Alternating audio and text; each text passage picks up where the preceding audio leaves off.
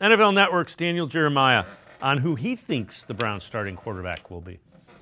I feel like Flacco probably has his spot reserved, and then it's going to be 3 for 2. So you got those three young guys competing for the two spots, and I would say, based off of Gabriel where he was picked, based off of the ability, and I go back to, it seems like a million years ago in Green Bay, but I mean, Shedeur was my 20th player. He's a first-round caliber player. Like talent-wise, both those guys, I think, have a huge advantage over Kenny Pickett. Kenny Pickett has to be light years better than each of them to make the team. So I would say, if you're going to ask me to kind of predict how it's going to go down, I would say you're going to have those two rookies and Joe Flacco.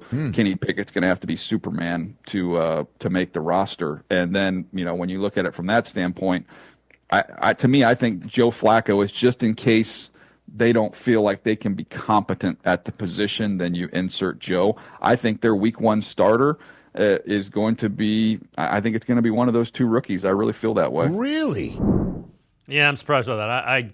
I do not think that's going to happen. But let's discuss that. I would be stunned if it's Shedeur Sanders or Dylan Gabriel that takes the week one first snap. Yeah, I actually agree with a lot of what Daniel Jeremiah said there in terms of the how the quarterback room could shake out and how they're sort of treating this thing, what they're how the Browns are going about it in terms of how it could be set up by the time training camp ends. I tend to believe. I know there's people reporting that the Browns love Kenny Pickett. I know based on people I've talked to that there is an adoration for him in a sense. Like they think he's kind of their Sam Darnold, a guy that they can resurrect his career. And so there is some truth to that. But I keep going back to, Dave, the fact that when push comes to shove, when training camp ends, I don't know how Kevin Stefanski, if Kenny Pickett doesn't look very good during training camp, I don't know how he sells to that locker room, hey, Joel Bitonio, you came back for another year. You could have retired, but you're back in the building.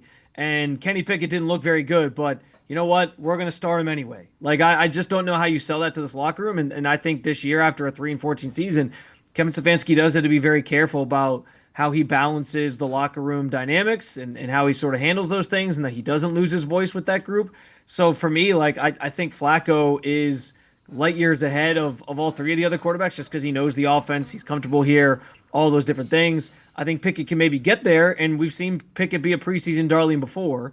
But I don't know, man. Like, I have a hard time believing Kenny Pickett's going to put this team in the best position to win. That said, I don't think it's going to be one of the rookies who starts week one because, as I said with the Shedeur Sanders conversation, I think this team really wants to slow play both these rookies and not rush them on the field too soon. You can debate whether or not that's a good idea or a bad idea because I do think they owe it to themselves to figure out what they have in both those guys before they potentially draft another franchise quarterback or the franchise quarterback next year. And so you want as many games of a sample size as possible for those two. But especially given the state of the nature of the schedule they have, first 6 to 7 games are kind of a tough stretch there. I think it's going to be one of the veterans starting, and then you get to that week 8, week 9 territory.